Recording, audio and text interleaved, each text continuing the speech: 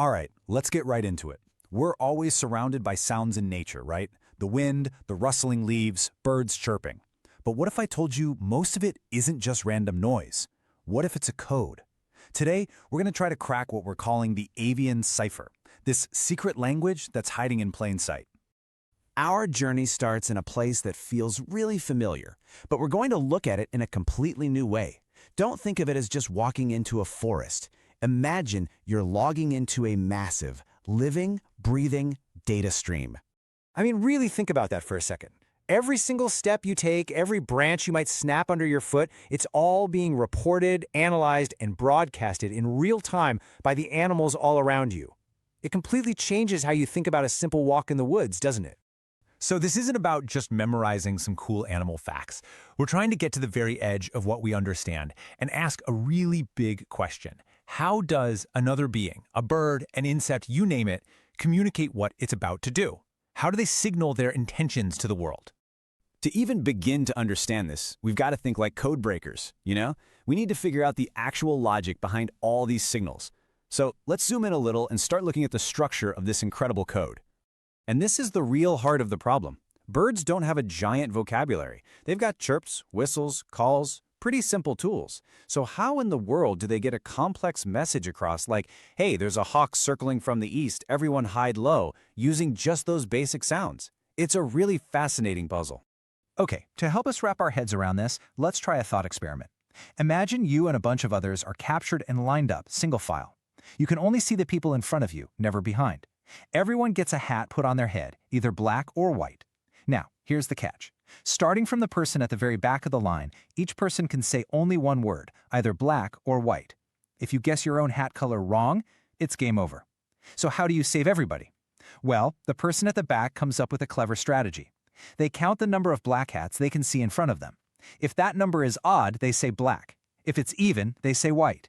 Get it? That one word isn't a guess about their own hat, it's a piece of code about the pattern they see. And with that single piece of information, every single person in front of them can then deduce the color of their own hat and be saved. It's absolutely brilliant. And that right there, that's the key to the whole avian cipher. The birds are basically doing the exact same thing. They don't have a specific word for hawk or snake. They just have simple signals, a chirp, a whistle, a call. But by arranging those simple sounds into complex patterns, by changing the rhythm, the pitch, the number of repetitions, they create a code. Just like how black or white in our puzzles suddenly meant odd or even, a certain pattern of chirps might mean predator on the ground, stay up high, while a long single whistle might mean predator in the sky, get down low. It's a whole system of coded information, turning basic sounds into life or death intelligence. Okay, so we've looked at the logic of the code itself. Now, let's zoom in even further. I mean, way down to the micro level, to the biology. How does one single bird actually create and send one of these signals? What's so fascinating here is that there are really two dialogues happening at once. Before a bird ever makes a sound to warn its flock, that's the external dialogue we hear. Its brain has already had a lightning-fast internal dialogue. It's fired off signals to its muscles, getting the body ready to fly or fight or freeze. That external signal we hear is actually the result of a whole bunch of internal decisions. And the fuel for this whole process? It's the same basic chemistry that's powering you and me right now. You've got glucose for energy, neurotransmitters to actually carry the messages, and things like sodium to make sure the electrical signals fire correctly. Every single intention, every decision to send a signal out into the world, it all starts right here with this fundamental biology. All right, let's zoom back out from the individual bird to the entire group. Because these signals, they're not just for one bird's benefit. They're building a massive information network that protects the whole community. And this timeline just perfectly illustrates how ancient and incredible these systems are. We humans thought we were pretty clever when we finally started writing things down about 5,500 years ago. But birds, their ciphers, their communication systems, they've been evolving and getting more and more sophisticated for millions of years.